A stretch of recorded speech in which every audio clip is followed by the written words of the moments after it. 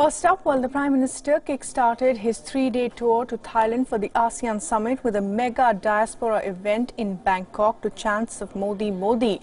Addressing the crowd, Prime Minister Modi spoke about India's transformation.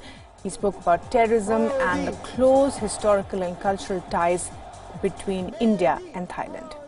Modi.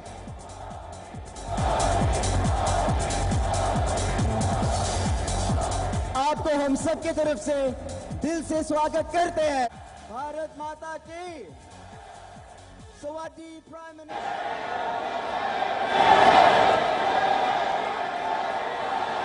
आप सभी इस बात से परिचित है कि आतंक और अलगाव के बीज बोने वाले एक बहुत बड़े कारण से देश को मुक्त करने का निर्णय भारत ने कर लिया। पता है क्या किया? क्या किया?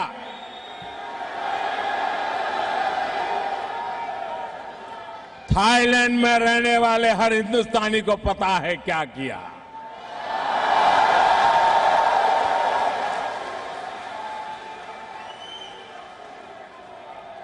जब निर्णय सही होता है, इरादा सही होता है, तो उसकी गूंज दुनिया भर में सुनाई देती है और आज मुझे थाईलैंड में भी सुनाई दे रही है।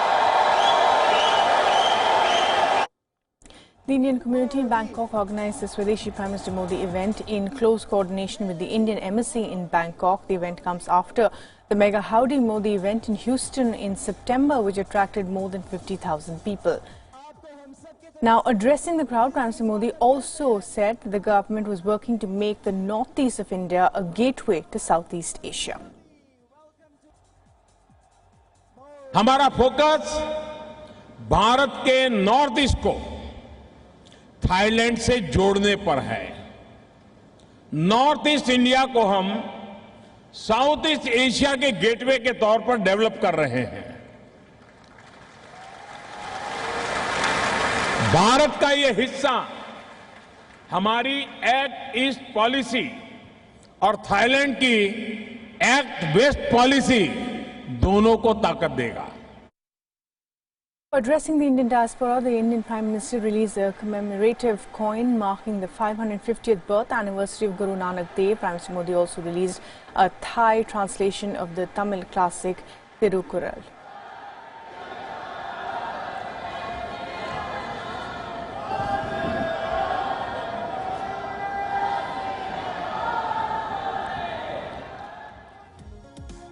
The Indian Prime Minister will have a packed schedule during his three-day Thailand trip, which will include a series of meetings with world leaders. Diplomatic engagements will begin on day 2 of the visit. Prime Minister Modi will co-chair the 16th ASEAN-India summit with his Thai counterpart, whose invitation he is visiting the country on.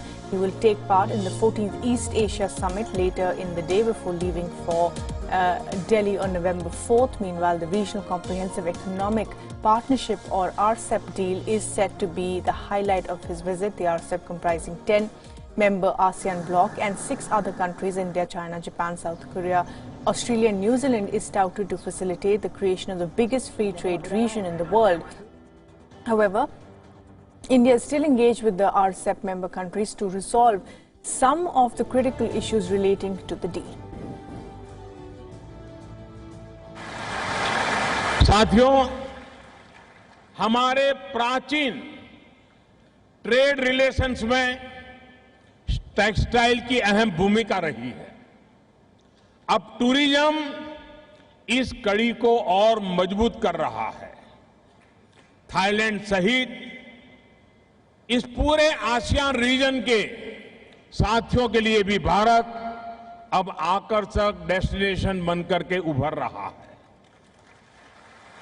बीते 4 साल में भारत ने travel और tourism के global index में 18 rank का jump लिया है।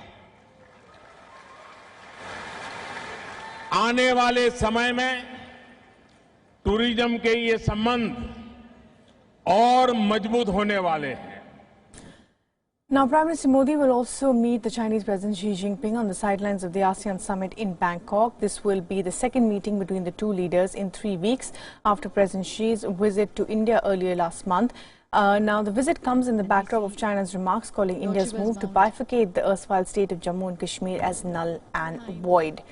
Also in Bangkok this weekend, leaders of Southeast Asian countries will try and seal the RCEP.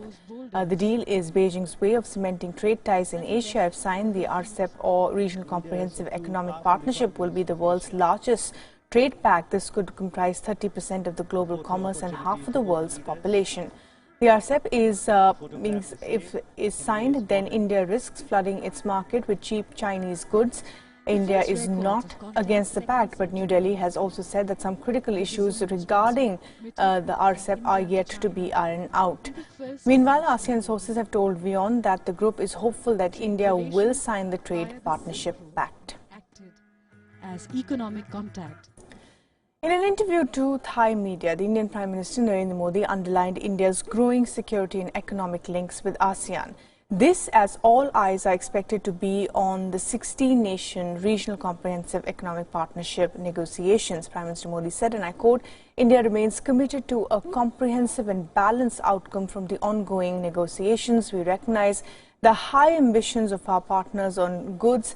We would like a win-win outcome. We believe that for this, addressing our concerns over unsustainable trade deficits is important. It needs to be recognized that opening the vast Indian market must be matched by opening in some areas where our business can also benefit, unquote.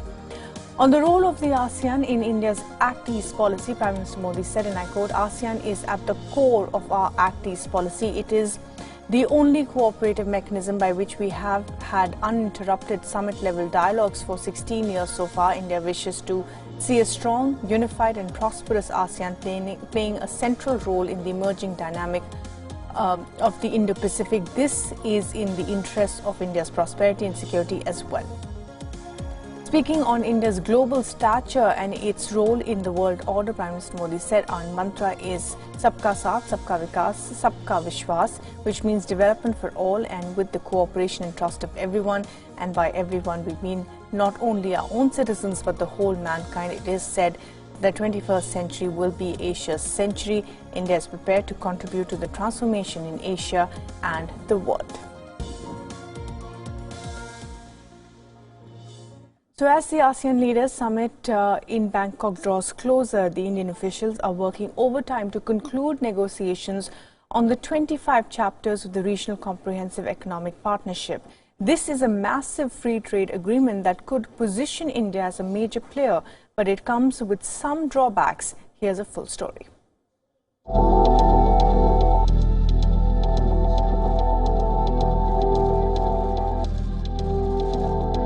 As the ASEAN summit comes into focus, the Regional Comprehensive Economic Partnership, or the RCEP, is turning out to be the biggest talking point. The question being asked is, will India join the massive free trade agreement? So what is RCEP and why the buzz around it? RCEP is a proposed free trade agreement between the 10 member states of the ASEAN: Brunei, Cambodia, Indonesia, Laos, Malaysia, Myanmar, the Philippines, Singapore, Thailand, Vietnam and its 6 FTA partners, China, Japan, India, South Korea, Australia and New Zealand. The 16 countries negotiating the RCEP encompass about 1/3 of global GDP and almost half the world's population. The pact aims to cover the trade in goods and services, investment, intellectual property and dispute resolution. Most importantly, the trade agreement will involve countries agreeing upon reducing or completely eliminating tariff and non-tariff barriers on imports and exports. For India, elimination of tariff can pose multiple hurdles. If India does agree, China imports are feared to flood the Indian markets. Milk products from New Zealand and Australia will inundate Indian store shelves. This will be a big blow to India's dairy industry. Similarly, the farming and plantation sector could face major setbacks. Indian companies are afraid that this agreement will give foreign players a free ride in the Indian market and put homegrown companies at a disadvantage. As negotiations began 6 years ago, India has been ironing out the details to make the deal more acceptable to the Indian industry. Despite the drawbacks, becoming a part of the economic grouping is in line with India's Act East policy. In this context, the trade agreement could turn out to be a major boost for India on the diplomatic front. If other countries go ahead and sign the RCEP without India, then it can be detrimental to India's export ambitions, as it could miss becoming part of global supply chains. From the Indian perspective, all efforts will be made for a balanced and comprehensive outcome with reasonable give and take. Bureau Report, Wion, World is One.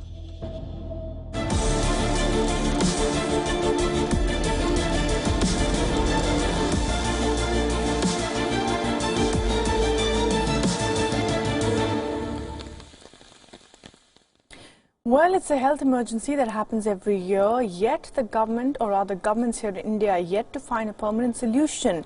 Air pollution in Delhi and the National Capital Region has hit catastrophic levels, but we're still talking about possible measures, and belated attempts are being made to solve it.